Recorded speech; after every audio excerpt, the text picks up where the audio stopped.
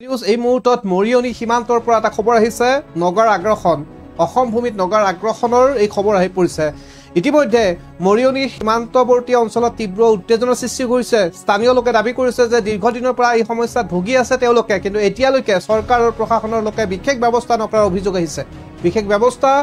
লোৱাৰ বাবে সংবাদ মাধ্যমৰ ওচৰত আহি কাটৰ অনুৰোধ জনাইছে পুনৰ জনাইছো মৰিয়নি সমষ্টিৰ সীমান্তৱৰ্তী নগাৰ যি আগ্ৰাসন এই এদিনা নহয় পূৰ্বৰ পৰা এই সমস্যা ভুগি আছে আজিৰ দিনটোত পুনৰ নগাৰ আগ্ৰাসন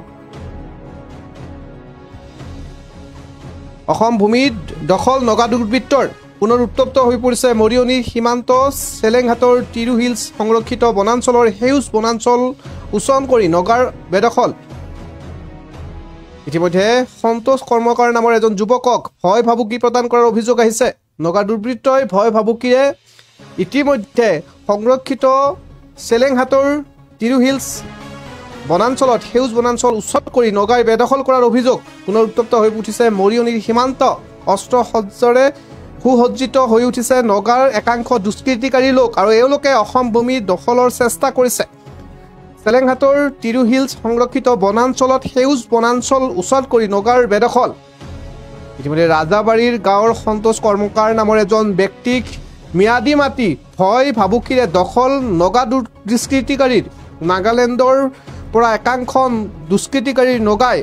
অস্ত্ৰ শস্ত্ৰেৰে সুসজ্জিত হৈ এনেধৰণে সীমান্তত উত্তেজনাৰ সৃষ্টি কৰিছে মন্তব্য আহি পৰিছে ইতিমধ্যে স্থানীয় লোকে কি কয় এই সন্দৰ্ভত শুনক অসম নাগালেণ্ড সীমান্তৰ যি তিৰু হিলছ বনাঞ্চল সেই তিৰু হিলছ বনাঞ্চল এতিয়া নগাই প্ৰায় 90% ভূমি নগাৰ দখললৈ গুচিয়ে গ'ল বাকী থকা আমাৰ বনাঞ্চলখনৰ এতিয়া নগাই সেই আগ্ৰাসনো আগলৈ গতি কৰি আহি আছে এতিয়া আমাৰ যি ৰাজহ গাঁও আমাৰ লেপচি আগৰ পুৰণা লেপচি গাঁও তাতো এতিয়া আপোনাৰ নগাই মানুহৰ ঘৰৰ ভেটি দখল কৰিবলৈ উঠি পৰি লাগিছে এই ক্ষেত্ৰত কিন্তু আমাৰ যোৰহাট জিলা প্ৰশাসন আৰু আমাৰ তিয়ক SDC তেওঁলোক নিমাত এই ক্ষেত্ৰত আমাৰ জনসাধাৰণৰ কিন্তু ইয়াৰ প্ৰতি কিবা অস্তিত্বত দেখা দিয়া নালাগিছে আমাৰ প্ৰতি কিবা ভাবুকি অহাৰ দৰে লাগিছে চৰকাৰে এই বিষয়ত কঠোৰ ব্যৱস্থা গ্ৰহণ কৰিব লাগে যোৰহাট জিলা প্ৰশাসন ইয়াচাং চি বস্তিলৈ যাওঁতেও তাত নগাৰ লোকসকলে যি দুৰ্ব্যৱহাৰ কৰিলে সেই বিষয়টো লৈ পিনো অসম চৰকাৰ নিমাত দেখিলোঁ আৰু যোৰহাট জিলা প্ৰশাসনৰ নিমাত দেখিলোঁ এই ক্ষেত্ৰত তেওঁলোকে কোনো মাত মাতিব লাগিছিল নাগালেণ্ডৰ বিৰুদ্ধে কঠোৰ ব্যৱস্থা গ্ৰহণ কৰিব লাগিছিল এই ক্ষেত্ৰত এনেকুৱাকৈ হৈ থাকিলে কিন্তু আমি চেলেংঘাট আঞ্চলিক ছাত্ৰ সন্থাই আমি কিন্তু গণতান্ত্ৰিক আন্দোলন হাতত তুলিবলৈ হয় আচলতে অতি লজ্জাজনক কথা অসম চৰকাৰৰ আচলতে অতি লজ্জাজনক কথা এইটো আজি অলপ দিনৰ আগত যি মানে আপোনাৰ তিৰু হিলছ বনাঞ্চলখন ইতিমধ্যে মানে সিহঁতে 90% মাটি দখল কৰিলেই সেই মাটি দখল কৰাৰ পাছতো যে অসমৰ মাটিত সিহঁতে ভৰি দিছেহি এয়া অসম চৰকাৰৰ কাৰণে অতি লজ্জাজনক কথা সেইদিনা যোৰহাট জিলা প্ৰশাসনৰ কেইজনমান বিষয়া কিবা গাড়ী চোৰ নে কিবা চোৰৰ সন্দৰ্ভত মানে আপোনাৰ ইয়াচাং চি বস্তিলৈ গৈছিলে সেই তালৈ যাওঁতে সিহঁতক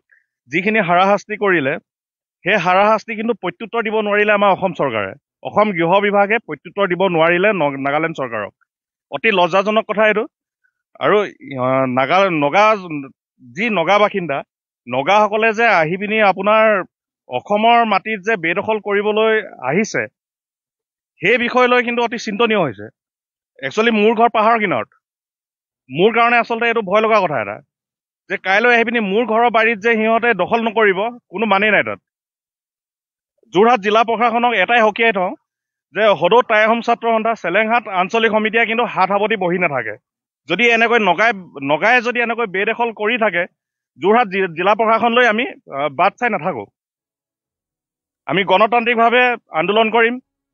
প্ৰয়োজন হ'লে আমি আইন হাতত উঠাই ল'ম যদি জিলা প্ৰশাসনে কোনো ধৰণৰ মানে ব্যৱস্থা নলয়